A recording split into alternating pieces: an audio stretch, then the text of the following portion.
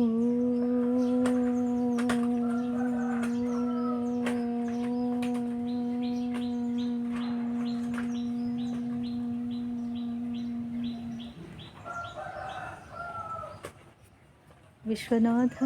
వైభవంగా విలసిల్లుతున్న విశ్వానికి జయమగునుగాక. విశ్వస్వరూపంగా అంతటా వెలుగొందుతున్న విశ్వనాథ విభునకు జయమగునుగాక. మనం తమిళంలో శ్రీ తిరుమల స్వామి చెప్పిన తిరుమందిరానికి తెలుగు అర్థాన్ని తెలుసుకుంటున్నాము. ఈరోజు 611వ మంత్రం నుండి అర్థాలను తెలుసుకుందాం. శివ మహాదేవ ప్రభునకు జయమగునుగాక. శ్రీ తిరుమల స్వామికి జయమగునుగాక. తిరుమందిరమునకు జయమగునుగాక. విశ్వలయమునకు చేర్చే ఊర్ధ్వ సోపానము ధ్యానము ద్వారా లభిస్తుంది అంటూ ఉన్నారు స్వామి. ఆ అద్భుతమైన పడక గృహంలో ఎక్కడైతే శివుడు ఉంటాడో ఆ లోపల ఇప్పుడు దాకా చెప్తూ వచ్చారు కదా, ఆ లోపల ఎక్కడైతే ఆ అద్భుతమైన పడక గృహం ఉందో దానిలో శాశ్వతమైన పగటి కాంతితో నిండి ఉంది. దానిలో చీకట్లు లేవు. ఇప్పుడు ఆ చీకట్లన్నీ కూడా తొలగిపోయాయి. అద్భుతమైన ఆ పడక గదిలో చీకటంటూ లేదు. అక్కడ ఒక మార్గం ఉంది. ఈ దేహము ఆ శాశ్వతమైన పడకటింటిలోకి ప్రవేశించిందంటే మరింకా అగ్నిగదికి అది పంపబడదు. ధ్యానపు నిరంతర సాధన ద్వారా ఆ దివ్య జ్ఞానపు ప్రజ్ఞాన కాంతి పెంపొందించబడుతుంది. ఆ చంద్రక్షేత్రంలోని దివ్య కాంతి అంతం లేని శాశ్వత లక్ష్యంలోనికి చేరిపోతుంది. ధ్యానం ద్వారానే ఆ మార్గంలోనే శరణాగతితో చిదాకాశంలో విశ్వలయంలోకి చేరుకునే మార్గము లభిస్తుంది అంటున్నారు స్వామి.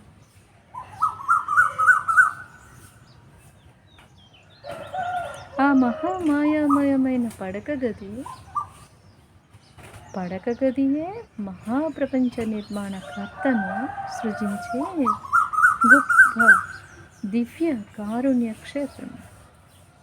శాశ్వతమైన రేయి పగళ్లకు అతీతమైన చోటు అది. దానిలో చీకటి అన్నదే లేదు. అక్కడ ఒక మార్గం ఉంది. ఆ మార్గంలోకి ప్రవేశించిన వారి దేహము మరిక అగ్ని సంస్కారంతో శుద్ధి చేయబడవలసిన అవసరమే లేదు అని చెప్తూ ఉన్నారు స్వామి.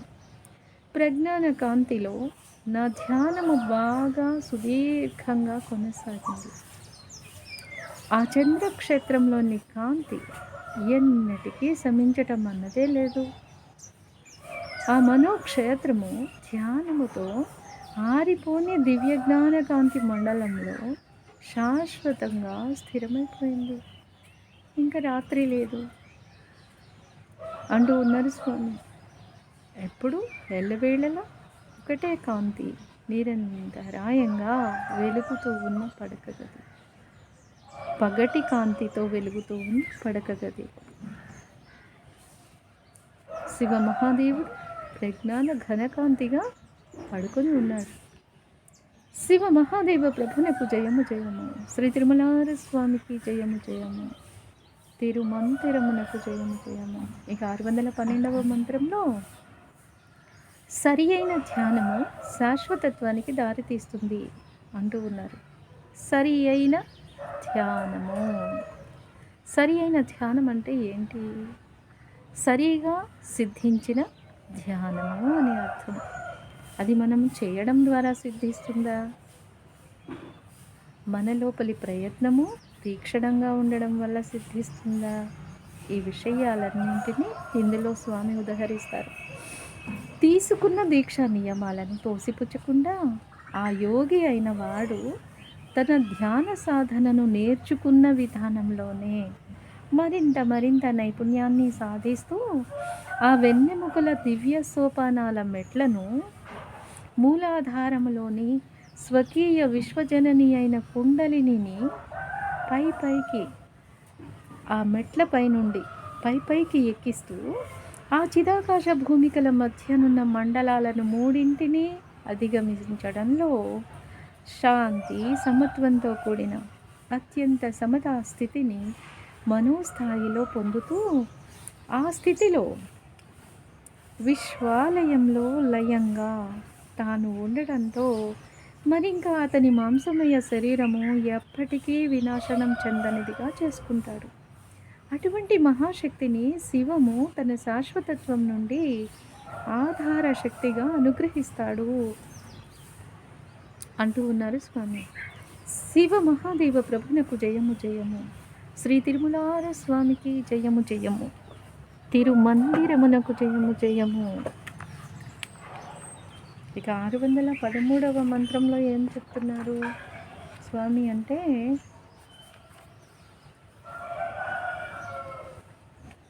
ధ్యానము ఆ 3 చతురాలను అధిగమనం చేసేందుకు దారితీస్తుంది. అక్కడ ఆ 3 చతురాలను చేరేందుకు ఒక మార్గము ఉంది. ఆ ప్రతి క్షేత్రానికి ఆయా ప్రత్యేక దేవతలు ఉన్నారు.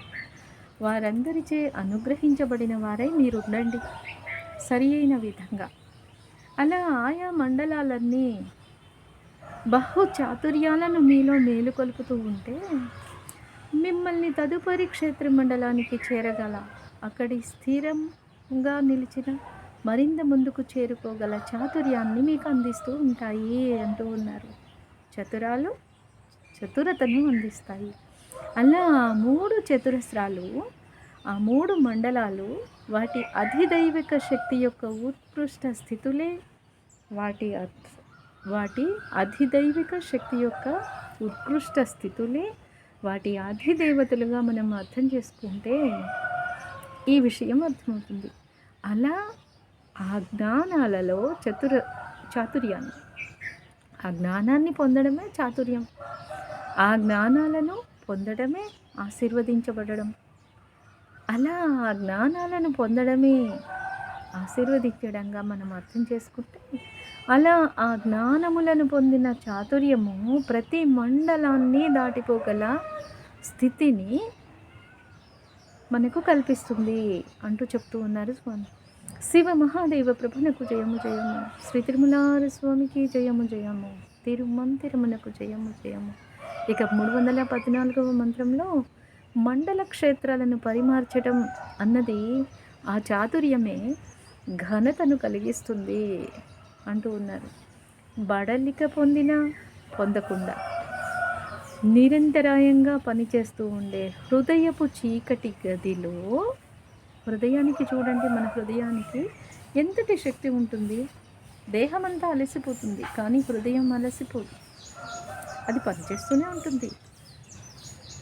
అది పనిచేస్తూ ఏ వెలుగుతో అది పనిచేస్తూ ఉందో ఆ వెలుగు స్థితిలోకి మనం చేరట్లేదు. దాని చుట్టూ ఉన్న చీకటి స్థితిలో మన దేహమంతా అలసటలో కొట్టుమిట్టాడుతూ ఉంటున్నాము.